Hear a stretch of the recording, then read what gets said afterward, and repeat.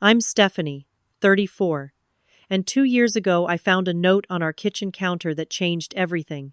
My husband Ryan had left to find himself with his ex-girlfriend Megan. 7 years of marriage ended on a post-it. I collapsed on our Italian marble floors, thinking my life was over. Ironically, that devastating moment became the foundation for a freedom I never knew possible. The day I lost what I thought was everything became the day I began gaining what I never knew I wanted. Before I dive into how I rebuilt my life into something more beautiful than I could have imagined, drop a comment letting me know where you're watching from and hit that subscribe button to join me on this journey of transformation. Before everything fell apart, my life seemed picture perfect. Ryan and I had been married for 7 years, together since our junior year of college at Northwestern. We had the beautiful 4-bedroom colonial in an upscale Chicago suburb that I'd spent years decorating. Pottery Barn catalog worthy, our friends called it. I worked as a mid-level marketing executive at a respectable firm, but I deliberately stepped back from pursuing the director position I'd been eyeing. Ryan's law career was demanding, and someone needed to maintain our home life. That someone was me. We hosted dinner parties where guests commented on our apparent perfection. Ryan would squeeze my hand under the table when they said it, and I'd feel that flutter of pride. We were doing it right. We were winning at marriage. Looking back, I can see the warning signs had been there for months. Ryan started working later than usual. His phone would ping with texts that he'd quickly hide. Weekend plans with me were canceled for emergency client meetings. When he came home, he'd barely kiss my cheek before disappearing into his home office. I did what society teaches women to do. I tried harder. I planned elaborate date nights to romantic restaurants. I spent hours cooking his favorite meals, perfecting his mother's lasagna recipe that he'd always raved about. I bought lingerie that made me feel more self-conscious than sexy, but I wore it anyway. Each attempt was met with distracted appreciation at best, annoyance at worst. Then came the text that appeared while his phone was charging in the kitchen. A preview notification from Megan. Can't stop thinking about last night. When can you get away again? Megan. His college girlfriend before me. The one who'd broken his heart when she transferred to UCLA and decided long distance wasn't for her. The one whose name still made his jaw tighten whenever she came up in conversation. When I confronted Ryan, he dismissed my concerns with practiced legal precision. She's consulting on a case. It was a late dinner meeting. You're overreacting. He turned it around on me, suggesting my insecurity was the problem. I apologized. I actually apologized. 3 weeks later, I came home from a client meeting to find half our closet empty. His dresser drawers cleared out. A folded note on the kitchen counter. Stephanie, I need to find myself again. I've lost who I am in this marriage, in this life we've built. Megan has helped me see that. I'm sorry to hurt you, but staying would hurt us both more in the long run. I'll have my lawyer contact you. Ryan. No, I love you. No goodbye. Just clinical execution of his exit strategy. Through mutual friends, I learned he'd moved directly into Megan's downtown loft. He hadn't reconnected with her recently as I'd feared. They'd been seeing each other for nearly 6 months. Half our friends had known and said nothing. I called in sick to work for a week. I couldn't eat. I lost 7 pounds in 5 days. I cried until my eyes were so swollen I could barely see. I left the blinds closed and moved between our bed and the couch like a ghost. At night, I'd reach for him in my sleep, then wake to the cold reality of his absence. The lowest point came 2 weeks after he left. I found myself curled on our bathroom floor at 3 a.m., surrounded by tear-soaked tissues, staring at our wedding photo that still hung on the wall. In it, Ryan was looking at me with such love that it physically hurt to see it. I'd been certain that look meant forever. How had forever turned into 7 years? I remembered our vows. For better or worse, we'd only had to navigate the better until now. The worse sent him straight into someone else's arms. Every future, I'd imagined the children we'd planned to have soon, growing old on a porch swing somewhere. Even the vacation to Italy we'd booked for our upcoming anniversary, all of it, erased in a moment. That night, I seriously wondered if I would survive this pain. It felt unsurvivable, like I'd been cut open and my insides removed, then expected to keep functioning somehow. Little did I know, this rock-bottom moment was actually the foundation upon which I would build an entirely new life. For the first week after Ryan left, I lived in a foggy haze of grief. I stayed in bed wearing his old Northwestern t-shirt, leaving only to use the bathroom or grab whatever food I could manage to swallow. I didn't shower. I didn't check email. I just existed in a cocoon of misery, replaying our last conversations and searching for clues I might have missed. On day 8, my phone rang with my boss Jessica's number. I almost didn't answer, but some small voice of self-preservation kicked in. "Stephanie, we're worried. Are you sick? Do you need a doctor?" Jessica's voice was firm but kind. "Ryan left me," I managed to say, before dissolving into fresh tears. There was silence then. "I'm so sorry. Take the time you need, but Stephanie, eventually, you'll need to stand up again." That same day, I had to face the first of many awkward encounters. My neighbor Kimberly knocked with a casserole and an uncomfortable expression. "We saw Ryan packing his car that day," she admitted. "Martin and I weren't sure if we should say something." I nodded woodenly, wondering how many others had witnessed my husband's exodus while I sat oblivious at work. The call with Ryan's mother, Barbara, was excruciating. She'd always treated me like a daughter. Now her voice wavered between maternal concern for me and defensive loyalty to her son. "He says he wasn't happy for a long time, Stephanie." The words struck like physical blows. Not happy? For a long time? Why hadn't he told me? Why hadn't I noticed? Then came the humiliation of social media. I changed my relationship status at 2 a.m., hoping fewer people would notice. By morning, my notifications exploded with concerned messages, ranging from genuinely supportive to transparently nosy. "What happened? Are you okay? Call me if you need to talk." I never saw this coming. That last one felt particularly cruel. Neither had I. Distant relatives called. College acquaintances texted. Each conversation required me to reopen the wound and explain. My husband left me for his ex-girlfriend. 3 days later, I found Ryan's faded University of Chicago Law t-shirt in the laundry room. I'd missed it somehow when gathering his remaining clothes to box up. The familiar smell of his cologne still clung to it faintly, and I collapsed onto the laundry room floor, clutching it and sobbing until my throat was raw. My first attempt at normalcy, a simple trip to the grocery store, ended with me abandoning a half-filled cart in the cereal aisle. I'd reached for the granola Ryan preferred without thinking, then realized I could buy whatever cereal I wanted now. This small freedom somehow highlighted the enormity of everything I'd lost, and I fled the store, barely making it to my car before breaking down. The financial panic hit next. Checking our joint accounts, I discovered Ryan had withdrawn nearly $40,000, most of our savings, the day before he left. My salary alone wouldn't cover our mortgage and expenses for long. The future stretched before me, not just emotionally barren, but potentially financially devastating as well. On my sister Emma's insistence, I consulted with divorce attorney Catherine Winters. She was a petite, sharp-eyed woman who listened to my tearful recounting with professional compassion before shifting into action mode. "First, we freeze the remaining joint accounts and credit cards," she said, sliding a form across her desk. "His withdrawing those funds without consultation will not look good to a judge. You've been supporting his career for years. We'll make sure that's recognized." Signing that form was my first empowering moment, a tiny act of self-protection in a situation where I'd had no control. Ryan's reaction was immediate and furious. His angry call came that evening. "What the hell, Stephanie? You froze our accounts? I need access to those funds." For the first time since he'd left, I felt a flicker of something other than devastation, something like righteousness. "You took $40,000 without telling me," I replied, my voice steadier than I'd expected. "We can sort out the rest with our lawyers." "Our lawyers? So that's how it's going to be?" He sounded genuinely surprised, as if he'd expected me to make this easy for him too. "That's how you made it when you left a note instead of having a conversation," I said before hanging up. That night, my friends Rebecca and Lisa insisted on taking me to dinner.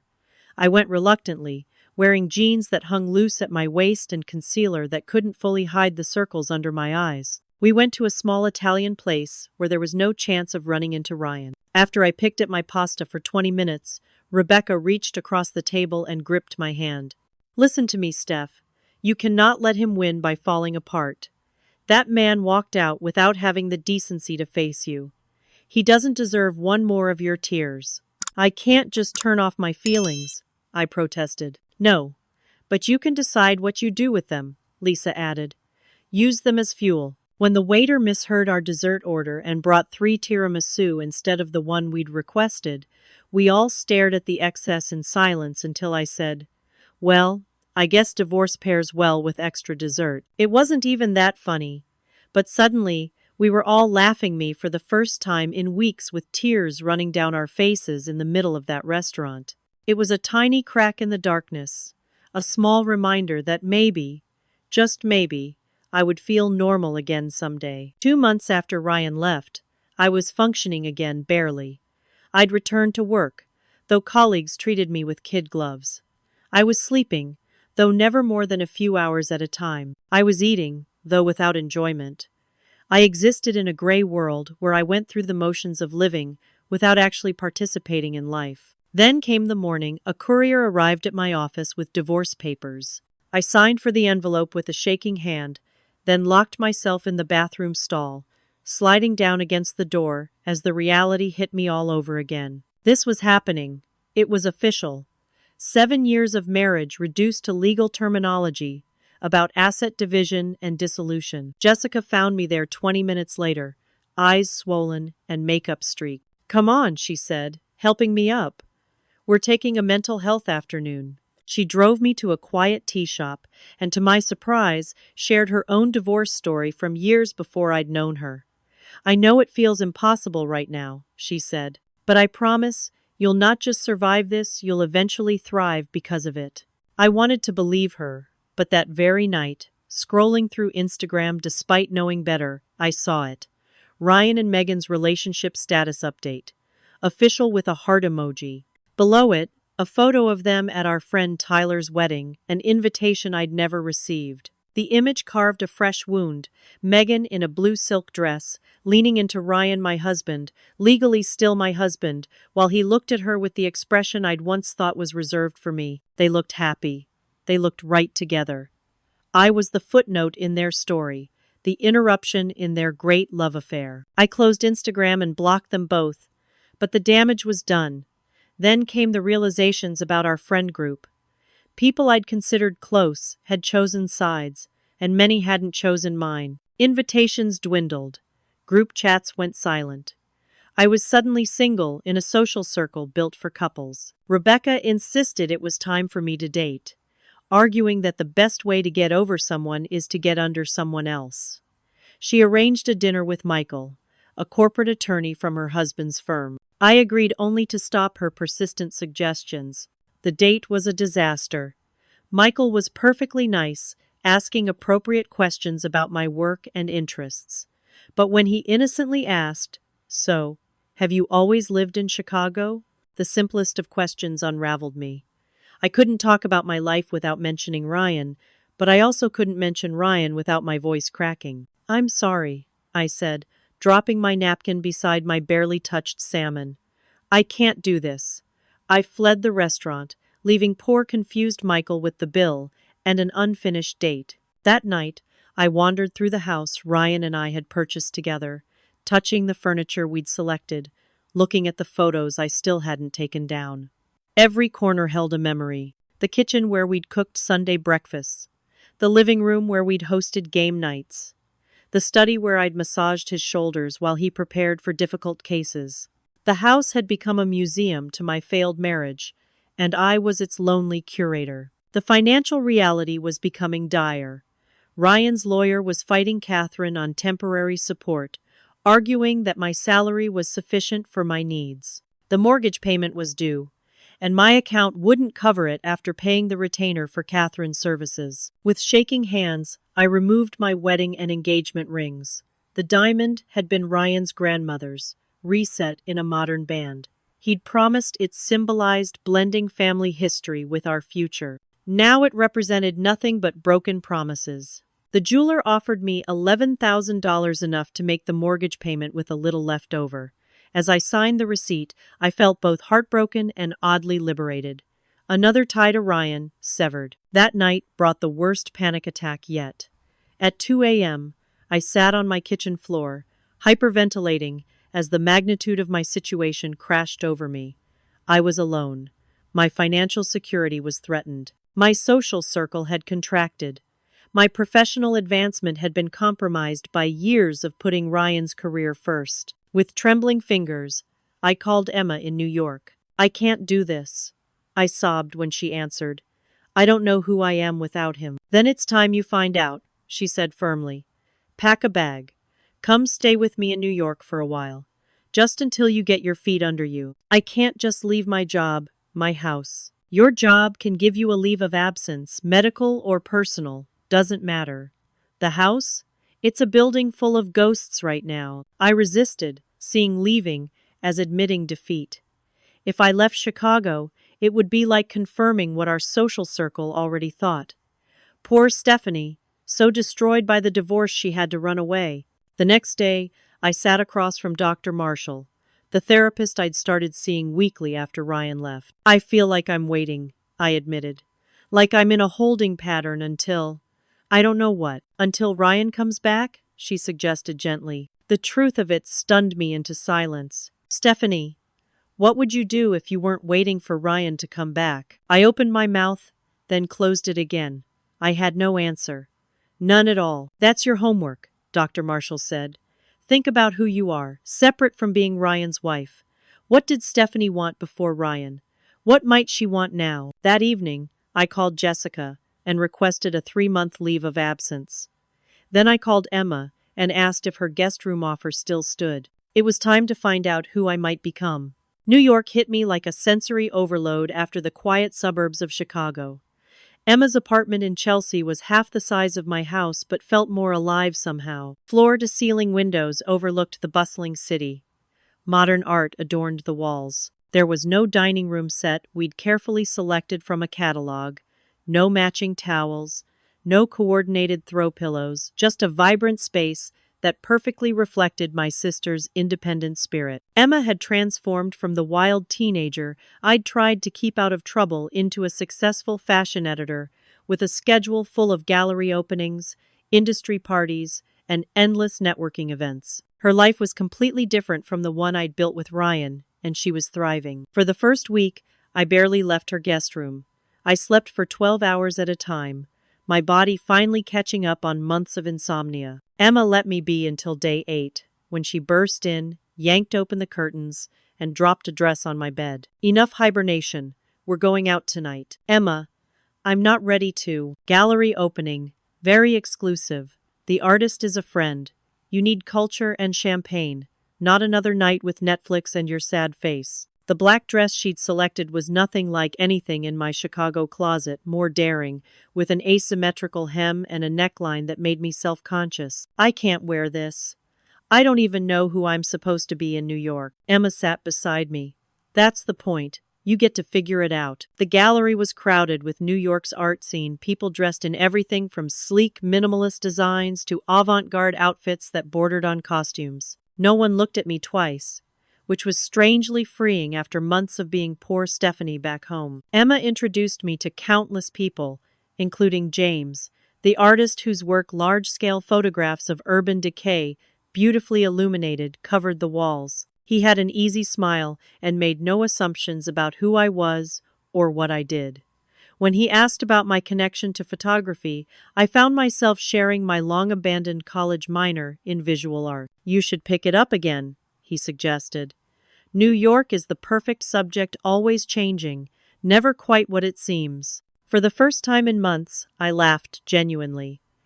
"Are we still talking about photography, or is this a metaphor for life post-divorce?" His eyes crinkled. "Maybe both." Though not remotely ready for romance, I enjoyed feeling visible again. Not as someone's wife, not as someone's tragic ex, just as myself. Back at the apartment, Emma delivered her ultimatum over late-night pizza. "You can stay as long as you need, but not to hide. New York doesn't tolerate wallowing. It's a city for reinvention. The next morning, while Emma was at work, I found an old notebook in my suitcase, tucked into a pocket. Inside were plans and dreams from before my marriage career, aspirations in brand strategy, places I'd wanted to travel alone, a photography portfolio I'd once imagined building. Reading my own handwriting from years ago was like discovering a message from a stranger, a more ambitious, independent stranger than the woman I'd become. One particular page caught my eye. Detailed notes about creating a business, specializing in authentic brand identities for female entrepreneurs. I'd forgotten completely about this dream, having set it aside when Ryan's law school demands meant we needed the security of my corporate job. With shaking hands, I reached for my phone and did something impulsive. I used the money from my sold wedding ring to buy a professional camera. The symmetry wasn't lost on me, transforming the symbol of my failed marriage into a tool for rediscovering myself. The next day, I took my first solo expedition through New York, camera in hand. I wandered for hours, photographing not the typical landmarks but the in-between moments, reflections in skyscraper windows, the changing light on fire escapes, the expressions of people caught in their daily routines. By evening, my feet ached and my memory card was full, but I felt something I hadn't experienced in years: pure, uncomplicated joy. No one's expectations to meet, no one's approval to seek. Just me, creating something that was entirely mine. That evening, reviewing my photos, I felt a quiet amazement. Some were genuinely good, capturing moments of unexpected beauty in the urban landscape.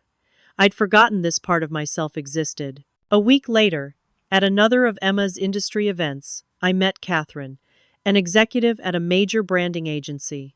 When she asked the standard networking question, "What do you do?" I hesitated before answering honestly. "I'm reinventing myself.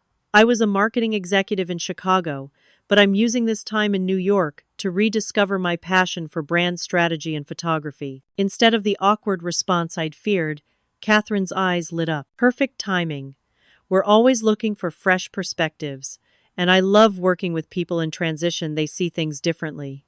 "Why don't you come by the office next week?" No pressure, just coffee and conversation. That coffee turned into Catherine offering to mentor me while I rebuilt my portfolio, suggesting I take on some pro bono work for small businesses that needed branding help but couldn't afford agency rates. My first project came through Emma's friend Sophia, who had started a small, sustainable clothing line but struggled to differentiate it in the crowded market. I spent hours learning her vision, studying her competitors, and developing a brand identity that captured the essence of her work. When I presented the finished campaign concepts, Sophia's eyes filled with tears. "This is exactly what I've been trying to articulate but couldn't find the words for," she said. "You really saw me." That night, my phone lit up with Ryan's name for the first time in weeks. My heart stuttered, but instead of the desperate scramble to answer that would have happened months before, I watched it ring until the screen went dark again. Later, I realized hours had passed where I hadn't thought about him at all. Emma noticed the change in me before I fully recognized it myself. "You're standing differently," she observed one morning. "Shoulders back, head higher." "It's probably the yoga classes." She shook her head. "It's more than that. You're taking up space again." She was right. Something was shifting. I caught glimpses of it when I passed mirrors or store windows, a woman I didn't immediately recognize. Not because she looked so different physically, though the New York walking had certainly toned my legs. It was something in the eyes, a clearness, a presence. One Friday night, Emma and her friends took me dancing at a rooftop bar. Under string lights and a warm June sky, surrounded by strangers and throbbing music, I closed my eyes and let my body move freely. No self-consciousness, no worry about who was watching, just pure, physical joy. "Look at you," Emma shouted over the music, her face delighted.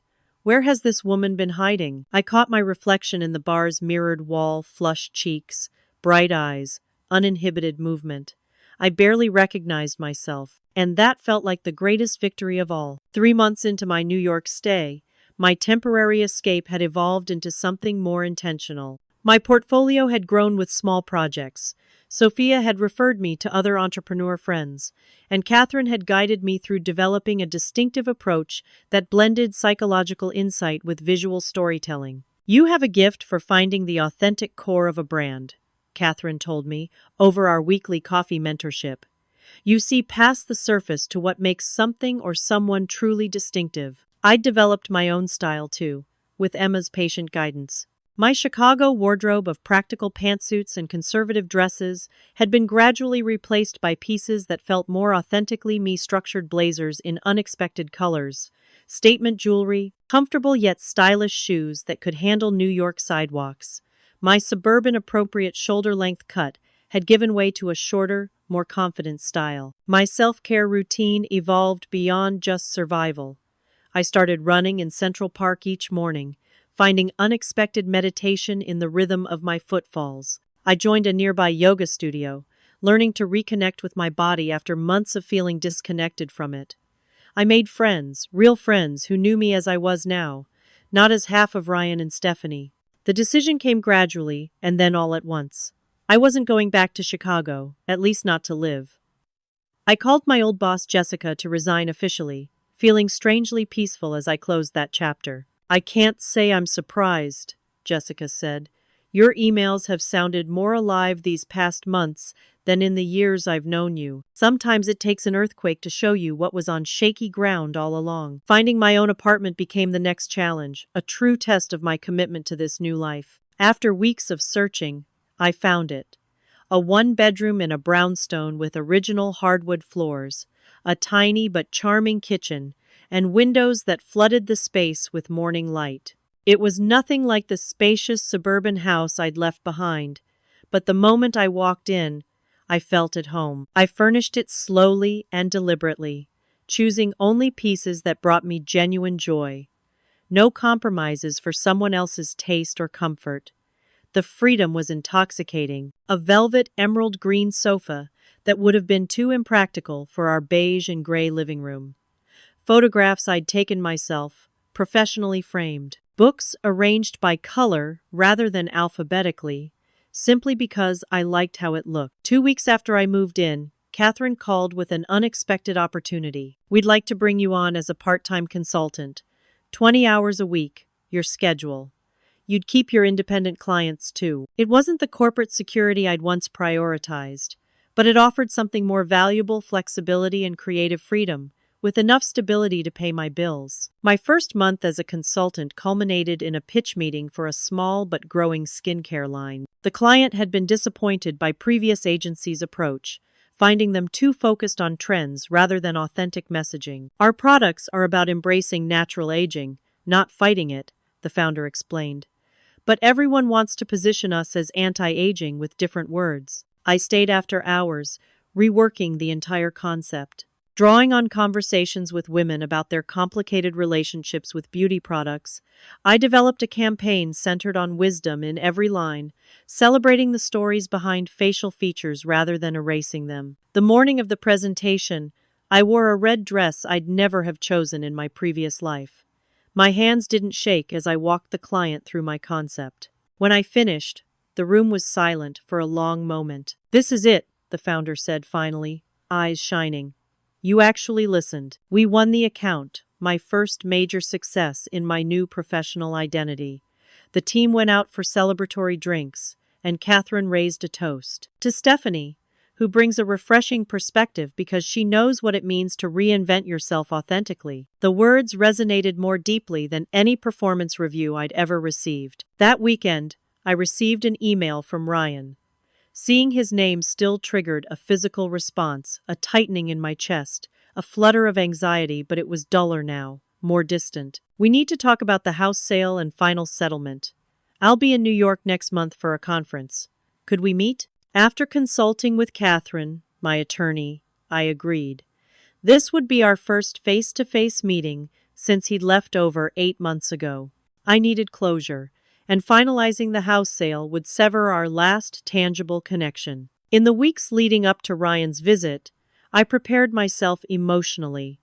Dr. Marshall, with whom I still had bi-weekly video sessions, helped me process my expectations and set boundaries. This isn't about getting answers or explanations from him, she reminded me.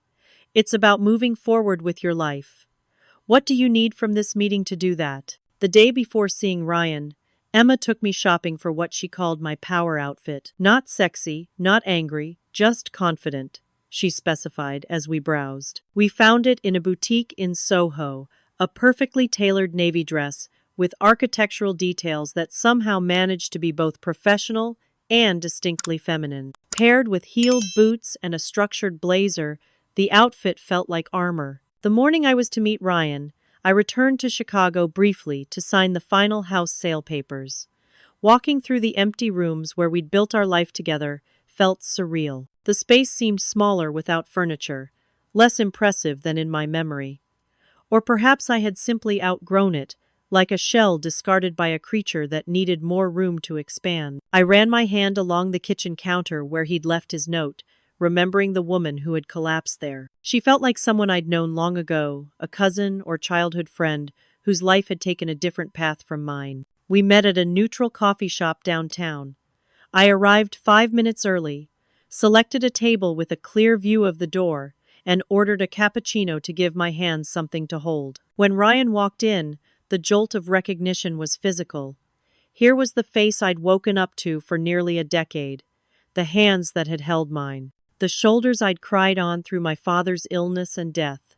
For a disorienting moment, I felt like I was seeing a ghost. But as he approached, I noticed changes. He'd lost weight, his clothes hanging slightly loose. The confident stride I remembered had diminished. There were shadows under his eyes that makeup couldn't quite conceal. The look of shock on his face when he saw me was worth every painful minute of the past months. "Stephanie?" He actually did a double take. "You look different." "I am different," I replied, my voice steady. "Please, sit." He settled across from me, eyes taking in my appearance, my posture, the confidence that Emma had noticed weeks ago. "New York agrees with you," he said finally. "When did you move?" "A few months ago." I needed a fresh start. I kept my tone pleasant but professional. "I believe Catherine sent the final settlement papers to your attorney? I've already signed my copies." "Yes, I have them here." He pulled an envelope from his briefcase. "The house sale closed faster than expected. Your half of the proceeds should be in your account by Friday." Business concluded in the first 5 minutes. What followed was more complicated. "How have you been?" he asked, his tone softening. "I'm building a new life," I answered honestly.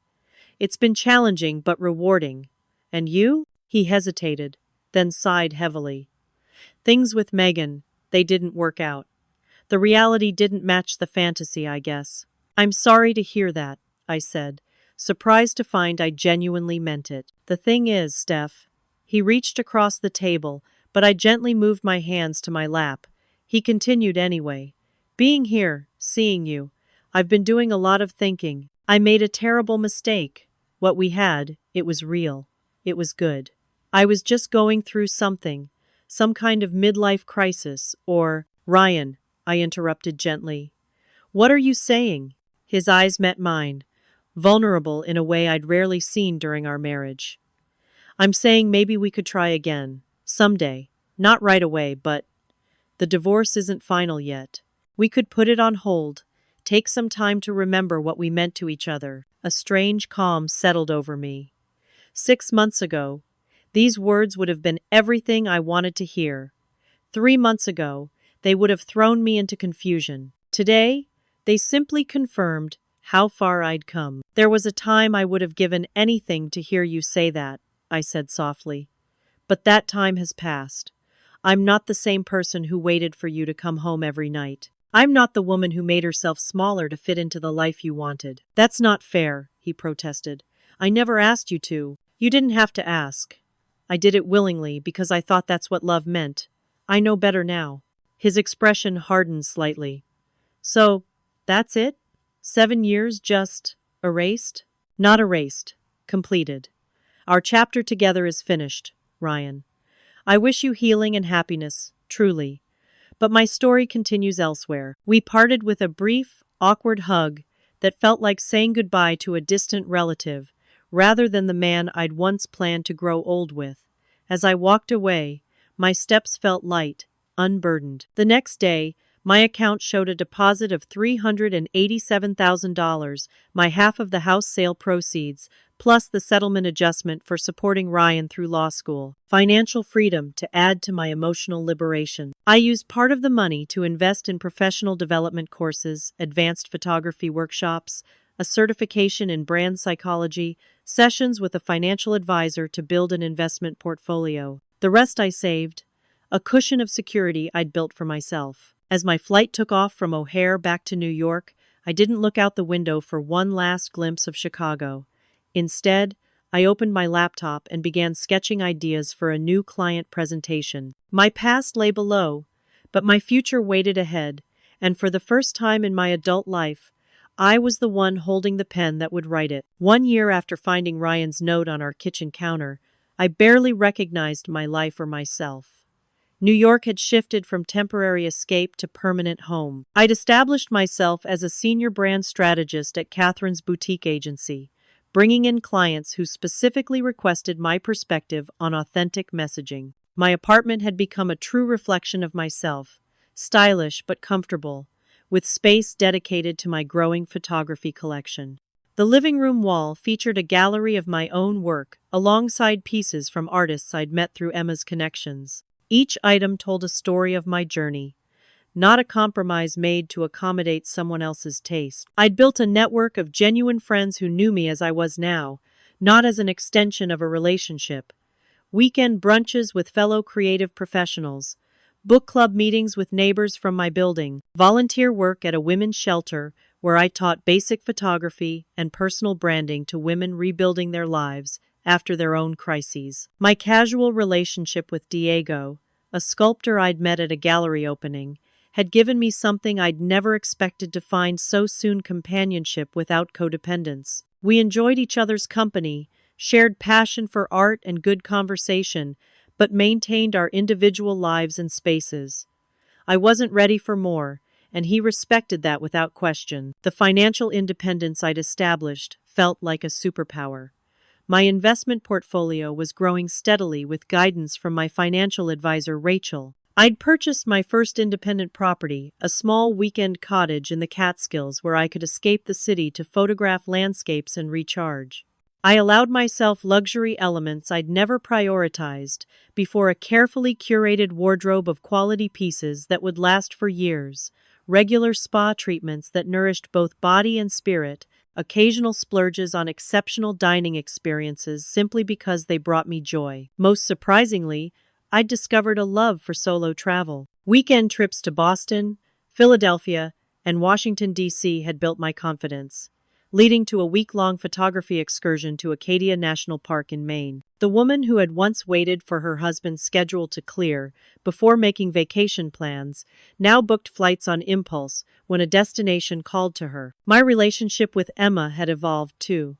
The crisis that had sent me running to her guest room had transformed into a friendship between equals. We still had our sister's shorthand and private jokes, but now we exchanged professional advice and creative inspiration as well. "You know what I've realized?" Emma said during one of our Sunday morning coffee dates. "A year ago, I thought I was rescuing you. Turns out you just needed a launch pad." One Tuesday afternoon, my phone rang with Laura's number one of the few hometown friends who'd remained steadfastly in my corner through everything. "You won't believe what I heard," she said without preamble. "Ryan and Megan broke up months ago. Apparently, it was dramatic. She threw his clothes onto Lakeshore Drive. He's been asking Mark about you, whether you're seeing anyone, if you ever talk about coming back." I waited for the news to trigger something: regret, satisfaction, even a flicker of what might have been. Instead, I felt nothing. Or rather, not nothing, but a calm neutrality that would have been unimaginable a year ago. "That sounds difficult for him," I said finally. "I hope he's finding support." "That's it? That's your reaction?" Laura sounded disappointed. "Aren't you even a little bit smug that their relationship imploded?" "I'm not the person who would get satisfaction from that anymore," I realized as I said it. "His choices led me here, and I'm grateful for where I am now." After we hung up, I found myself contemplating the parallel lives that might have existed. If Ryan had never left, I'd likely still be in Chicago, still working my middle management marketing job, still orienting my schedule around his career demands, still defining myself primarily as his wife. If he'd called 6 months ago with the same revelation, I might have been tempted to reconcile, to slip back into the comfort of the familiar, rather than continue building something new. The painful gift of his leaving had been the force that propelled me into this life. I'd created one with deeper friendships, more meaningful work, greater financial independence, and most importantly, a profound connection with myself that I'd never developed within the comfortable constraints of marriage. The truth I'd finally accepted was that our relationship, for all its external markers of success, had become a beautiful cage. The safety I'd cherished had also limited me, keeping me from risks that might have led to growth. The identity as Ryan's wife had given me purpose, but had also slowly erased parts of myself I was only now rediscovering. That evening, a call came from an unexpected source, Ryan's sister Melissa, who had maintained occasional, friendly contact throughout the divorce process. "I'm in New York for a conference," she said. "Would you be up for coffee tomorrow?"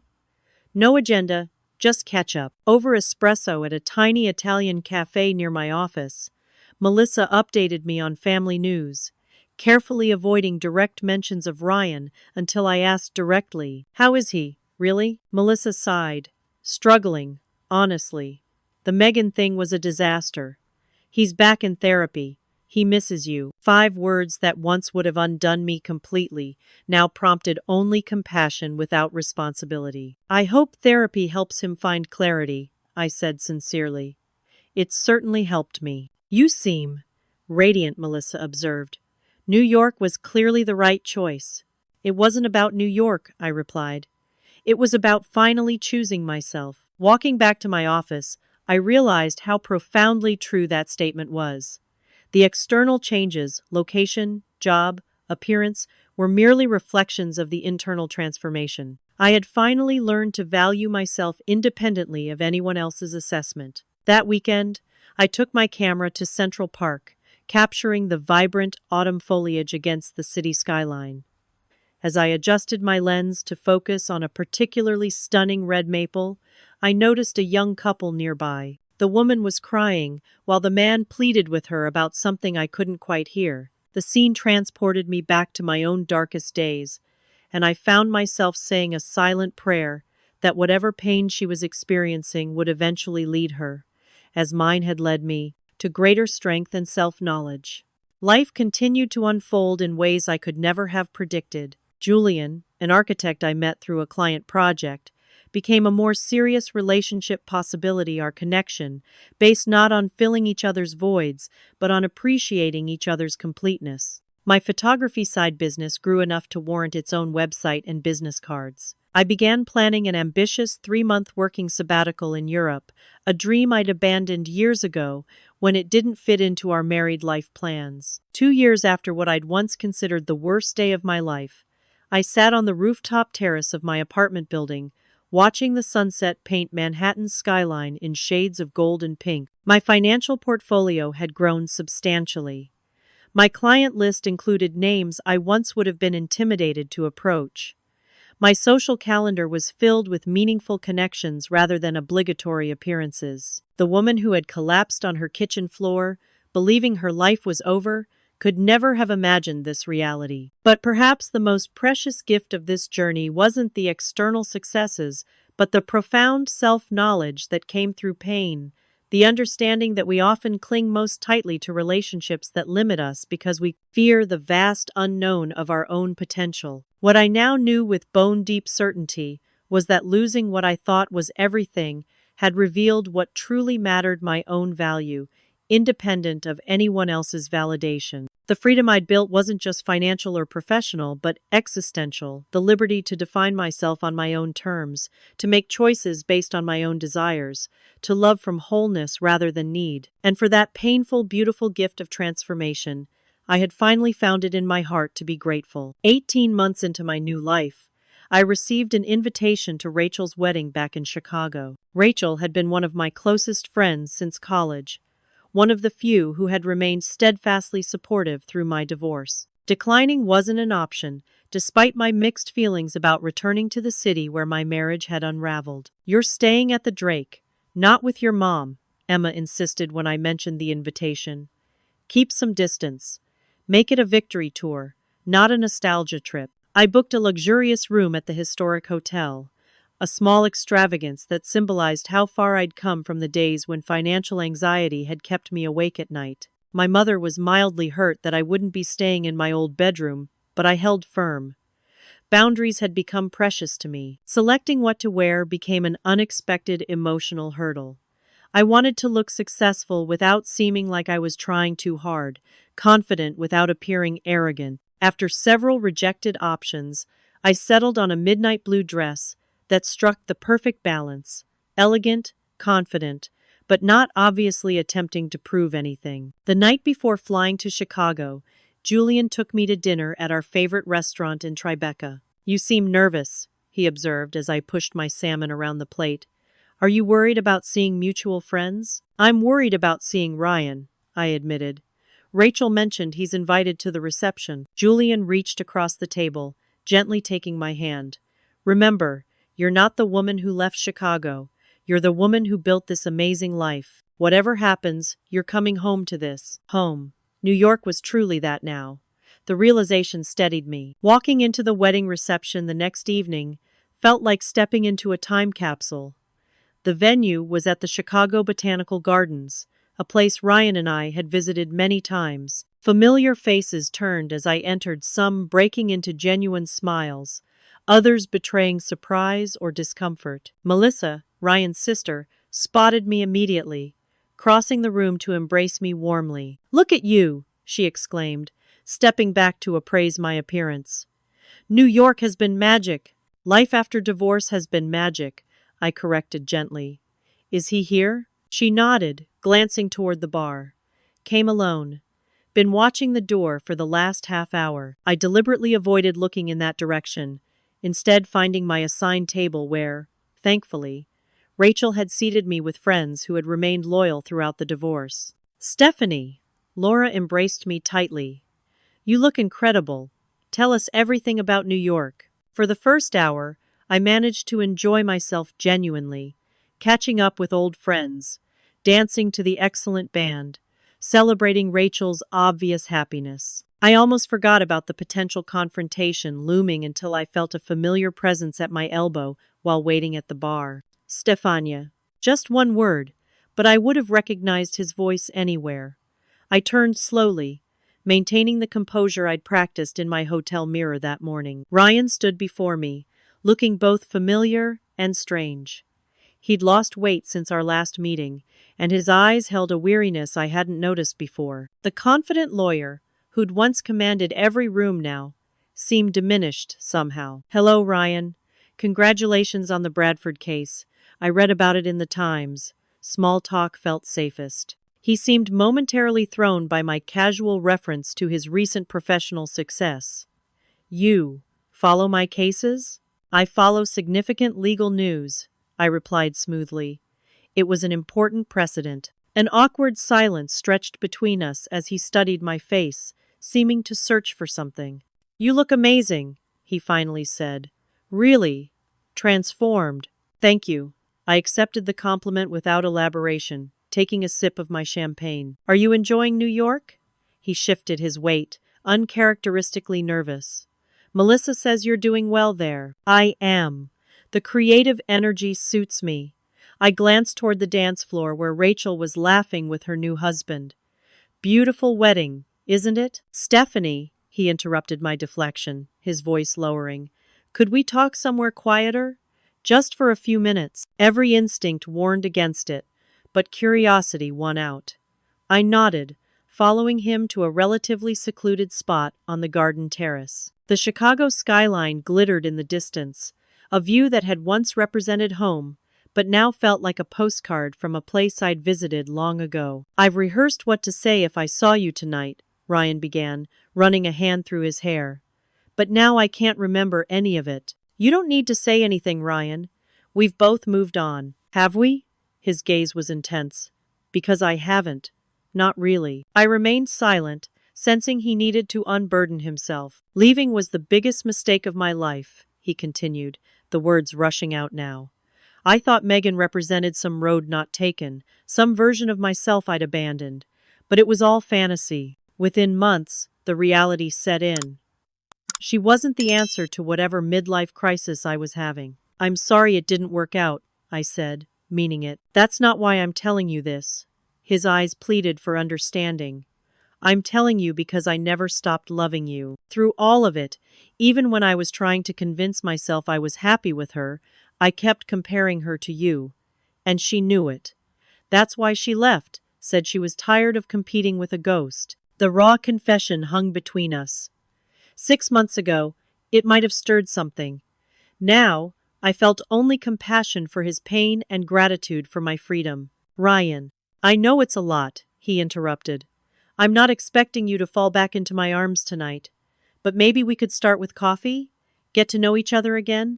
The divorce was never finalized, we could just put things on pause and see where it goes. A momentary wavering flickered through me, not desire to reconcile, but curiosity about the path not taken. What would life look like if I stepped back into the comfort of the familiar? The security of a relationship with established patterns and shared history? Ryan mistook my silence for consideration, hope lighting his features. We could take it slow.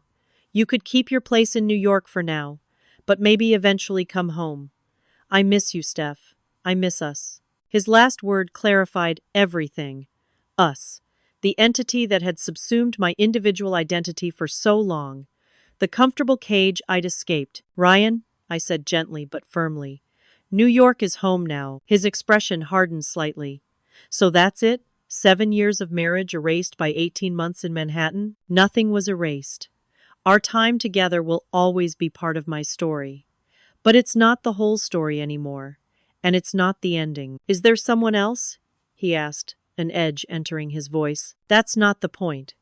Even if I were completely single, my answer would be the same. The woman you left no longer exists.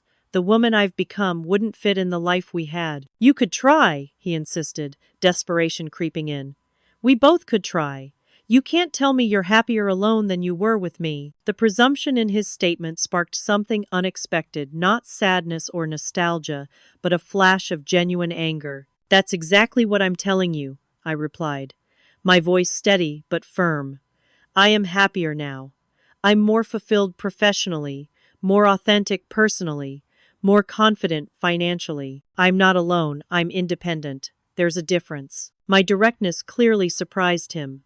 The Ryan I'd been married to was accustomed to my accommodation, my tendency to soften difficult truths to preserve harmony. So all those years meant nothing?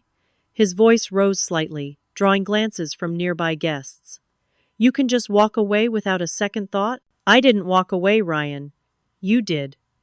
The truth landed between us like a physical object. I rebuilt what was left. And what I've built belongs to me alone. His face flushed. Right, I forgot. Saint Stephanie, the abandoned wife who transformed tragedy into triumph. Everyone's so impressed with your big city reinvention. Did you ever think maybe it was easy for you to move on because you didn't really love me enough in the first place? The accusation was so absurd it almost made me laugh. I had loved him with everything I had, including parts of myself I'd set aside to better fit our life together. I think we're done here, I said quietly. I wish you healing, Ryan. Genuinely. As I turned to leave, he grabbed my wrist, not roughly, but with unexpected urgency. Steph, wait. I'm sorry. That was out of line. His voice softened. I'm drowning here. Everyone thinks I'm fine because I won the Bradford case, because I bought the condo downtown. But I come home to an empty place every night and think about what I threw away. Please, just don't close the door completely. The desperation in his eyes stirred compassion but not reconsideration. I gently removed his hand from my wrist. The door isn't closed out of anger or punishment, Ryan. It's closed because I've walked through a different one, and it led me where I needed to go all along. The commotion had drawn attention. Thomas, Rachel's brother, approached with concerned eyes. Everything okay over here? He asked, looking between us. Everything's fine, I assured him with a genuine smile. I was just heading back to congratulate Rachel again before I leave. So early? Thomas asked. Early flight tomorrow, I explained. Business meetings Monday morning. As I moved to leave, Ryan called after me. This isn't over, Stephanie. I turned back briefly. Yes, Ryan, it is. It has been for a long time. I hope someday that brings you peace instead of pain. I said my goodbyes to Rachel, who hugged me with understanding. I saw you talking with Ryan.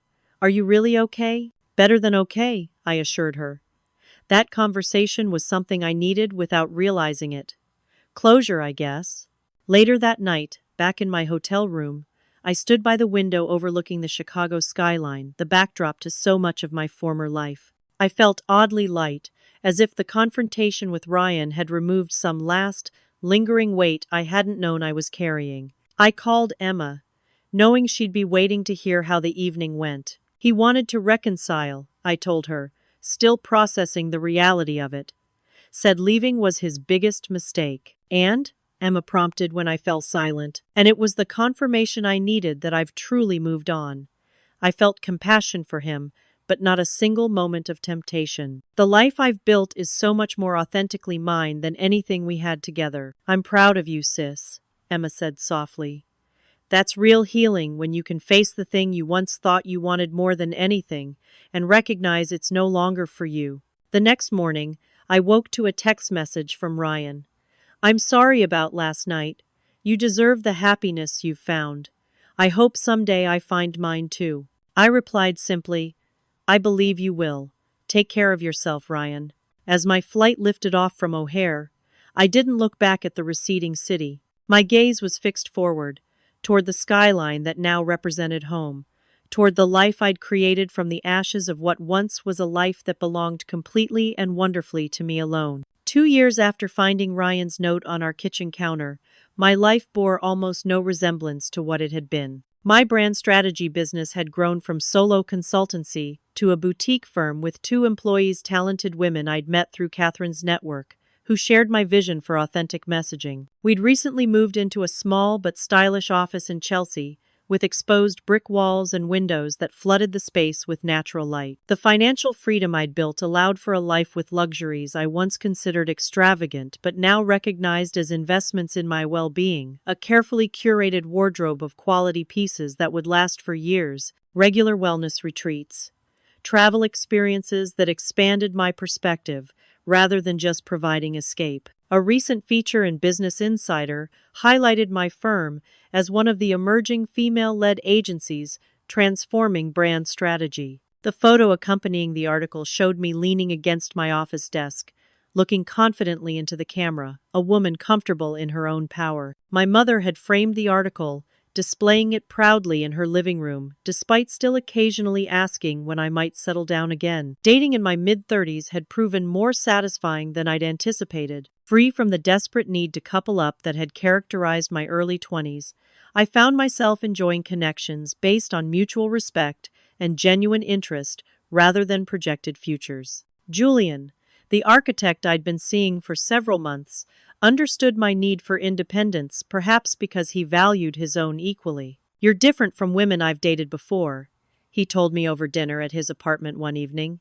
You're fully formed, complete on your own. It makes being with you a choice rather than a necessity. My photography side business had blossomed beyond expectation, with an upcoming exhibition featuring urban landscapes from my travels. The hobby that Ryan had gently discouraged as impractical now provided both creative fulfillment and additional income. Most significantly, I'd just finalized plans for a 3-month working sabbatical in Europe, splitting time between Paris, Barcelona, and Copenhagen, while managing key client relationships remotely. It was the kind of bold professional move I'd never have considered in my previous life, where stability and predictability had been prioritized above adventure. My relationship with myself had deepened in ways I couldn't have imagined during those first dark days after Ryan left.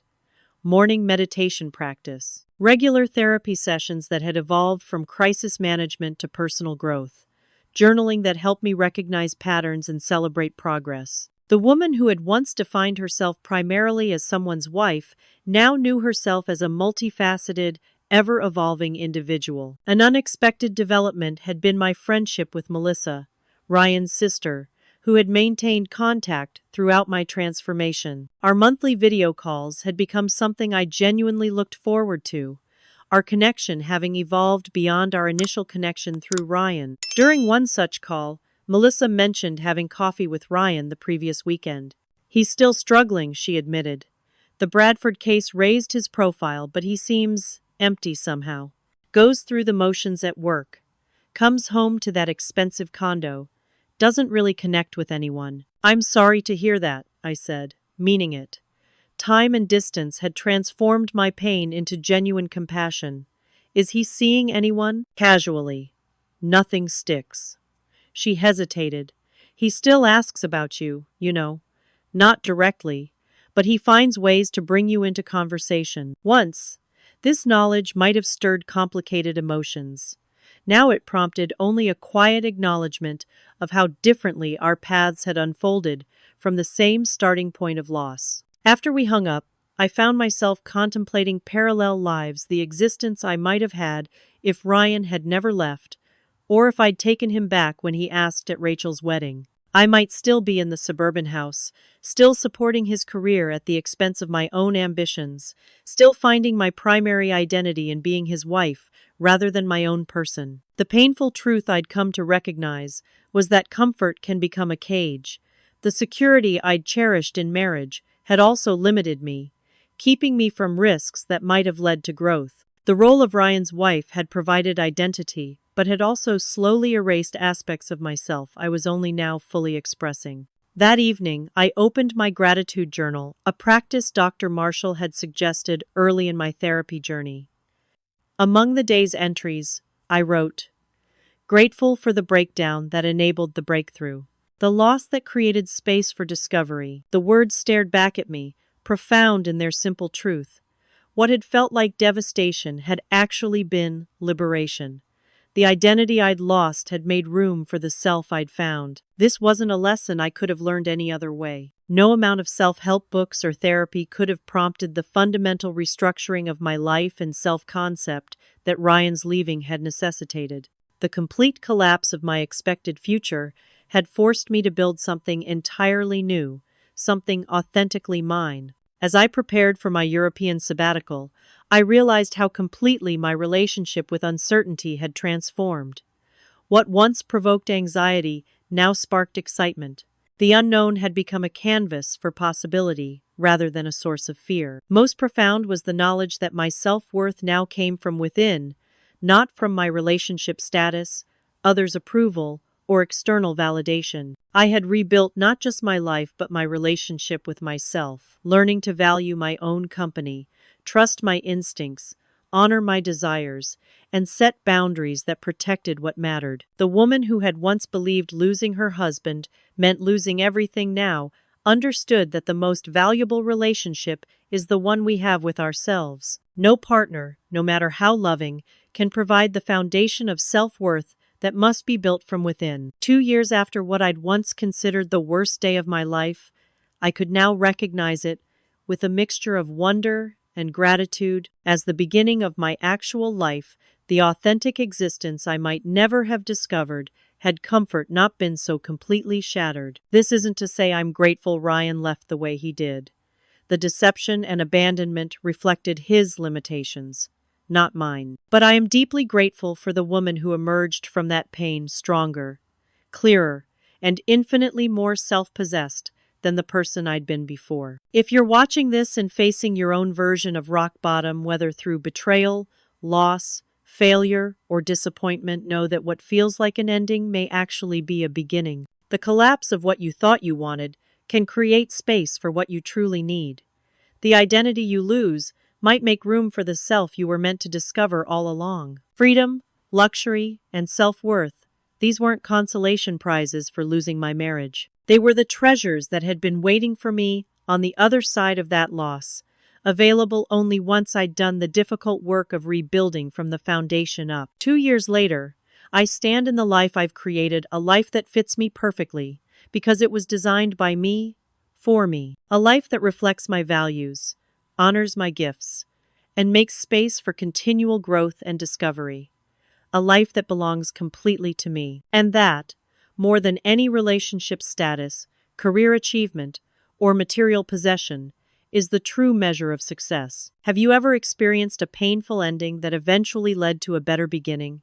I'd love to hear your stories in the comments below. If this resonated with you, please hit the like button and subscribe to my channel for more stories about transformation and rebuilding. And remember to share this video with someone who might need to hear that their current ending could be the doorway to their truest beginning. Thank you for joining me on this journey, and I'll see you in the next video.